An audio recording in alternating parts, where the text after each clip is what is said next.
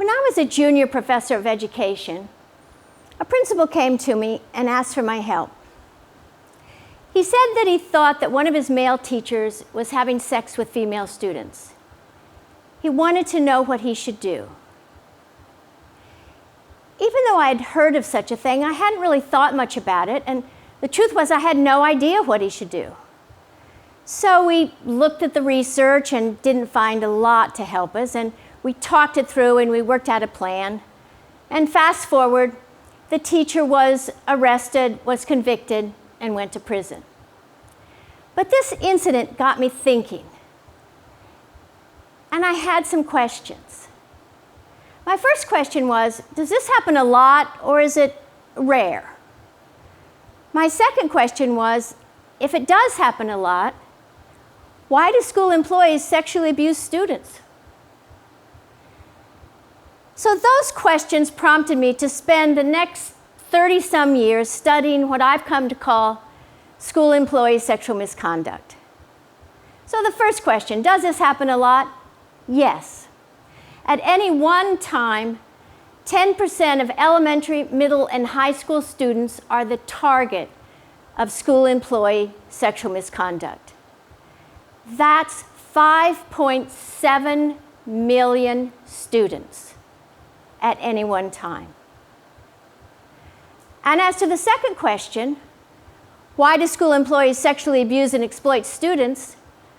I now know the answer to that too. Because they can. Because they can. So that brings me to my third question.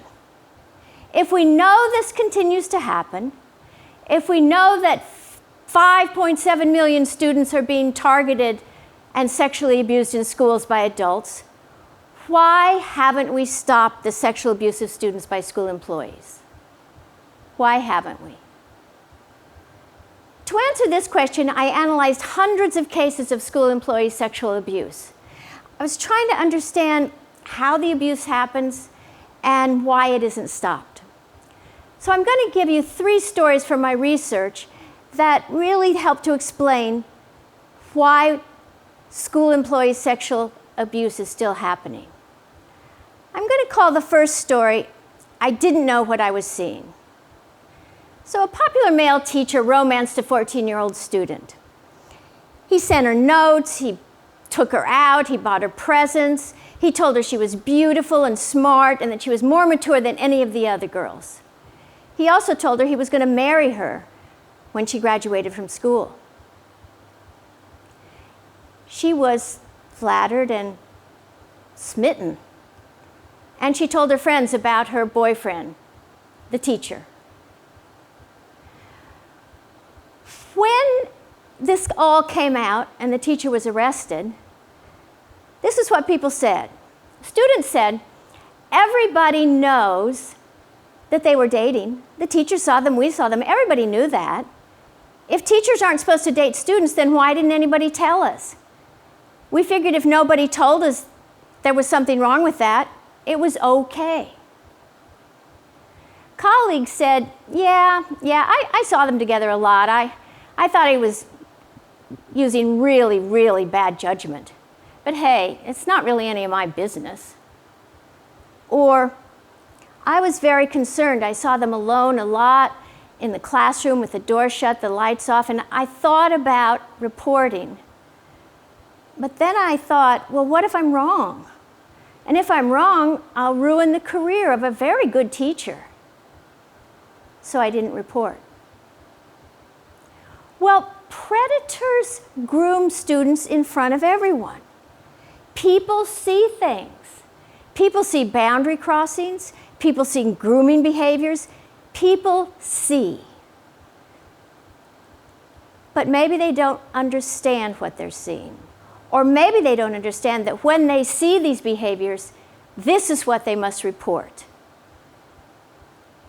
So what I learned is that schools need to train staff about appropriate adult-to-student boundaries and what grooming behaviors look like, and about bystanders' responsibility to report when you see boundaries being crossed, when you see grooming happening. They need to know that if an adult who works at a school is dating a student, you got to report it. If an adult who works at the school is alone with the same students before, during, and after school, time and time again, you have to report it. If an adult who works at the school asks a student to send a picture by text or sends a picture to the student, you have to report it. Because if you report it, somebody has to investigate. And if they investigate and there's nothing going on, then no harm done. But if they investigate and find out that grooming is going on, they intervene and stop the sexual abuse from happening. And if the sexual abuse is occurring, they stop it. Story number 2. It doesn't happen here. Anne was a single professional mom. She had a 4th grade child. She took him out of public school and enrolled him in a really Tony independent school because she wanted him to get a better education and more attention. About 2 months into the semester, his teacher called and asked her if it would be okay if he did a little extra tutoring with her son. He said that her son was really bright, but he thought he was falling behind, maybe because the public school hadn't kept up with where the independent school was, but he was happy to offer a little bit of help. Well, the mom was grateful. First of all, this teacher had won a Teacher of the Year award the last year, and every parent wanted their kids in his class. And secondly, she was worried about his academic progress, but more worried that he didn't have a positive male role model in his life. And here was this outstanding teacher who was going to offer her child an example of a good man, a helpful man. And he was a helpful man. He did tutor her child. He did help her child learn. And he also touched her child, and he had her child touch him. After the abuse was discovered and the teacher was arrested, here's what was said. I can't believe it's true. I mean, he was an outstanding teacher, everybody knows. And anyway, this can't happen in our school. Well, yes, it can. It can happen in your school. It happens in all kinds of schools to all kinds of kids from all kinds of school employees. So it happens to kids who love school, who come to school every day, who excel, who are musicians, who are athletes. It happens to kids who hate school, who don't want to come to school, who maybe aren't do so well in school, who are shy, who are extroverts, all kinds of kids. It happens to elementary kids, middle school kids, and high school kids. It happens in big schools, in little schools, in rural schools, in urban schools. It happens in all kinds of schools. It could be happening in your neighborhood school. After all, only 9% of students who have been targeted by school employees and sexually abused report it to anyone. What I learned from this story is that people feel that it won't happen in their school, or their teachers won't do such a thing, or their school personnel won't do such a thing, and so they don't prepare. They don't prevent, they don't teach, they just assume it won't happen. It's a problem they don't have to deal with. Story 3, it's not that bad. So a high school math teacher asked one of her students, a junior in high school, to stay after class. And she started talking to him and telling him he was doing a really good job in class, and that she also enjoyed watching him play football because she went to all the games. And they were talking, and she said, "Hey, you want to just grab a cup of coffee?" He said, "Sure." They went and got a cup of coffee. They talked. That moved into more coffee dates and more talking. That moved into riding around in a car, and that moved to physical sexual contact. When this was discovered, here's what was said. Hey, it's not that big of a deal. It's every male student's dream to have sex with his teacher. Or, he'll get over it, he's in high school, it's not that bad. It's not really that bad. Well, yes it is. It is that bad.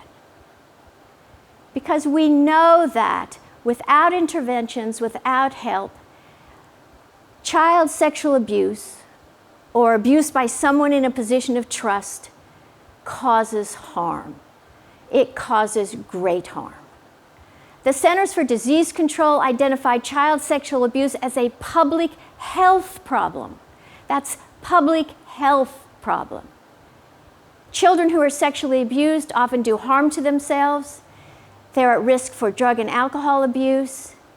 They sometimes commit suicide. When they grow up, they have more health problems and they live shorter lives than people who were not abused when they were children.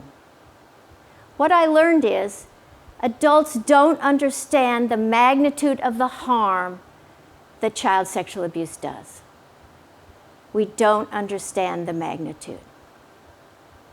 So I've given you 3 reasons about why we haven't stopped it. 1, we don't know what we're seeing. We don't know about boundaries. We don't know about red flags. We believe it won't happen in our school. And we fail to comprehend just how devastating child sexual abuse is for the child's family, and for society at large. Lucky for us, those aren't such hard problems to fix. First of all, we can develop policies and procedures in school that make it clear what are acceptable behaviors between adults and students. And then we can enforce those policies. Secondly, we can teach everyone about grooming, about red flags, about bystander behavior and the responsibility to say something. We can teach parents, we can teach kids, and most of all, and most importantly, we can teach every member of the school's staff, whether teacher, custodian, bus driver, or school principal. We can create a culture of, if you see something, say something. We can reinforce that bystanders have a responsibility to keep their eyes open and to report when boundaries are being crossed. We can educate everybody about how harmful child sexual abuse is and why it's so important to stop it. And we can enforce existing federal laws which are on the books that require every public school in this country to have policies for prevention of adult to student child sexual abuse, that require every public school in this country to train on prevention, train school staff, train parents, train students. We can also do something else. We can stop prioritizing the comfort of adults over the safety of children. For too long, we've left the safety of children to children. We've taught them good touch, bad touch, and figured the job was done. Not only was the job not done, it isn't a child's job to stop the sexual abuse of children in schools. It's our responsibility. Why do school employees sexually abuse students? Because they can. It's up to us, to all of us, to stop it. Because we can, so they can't.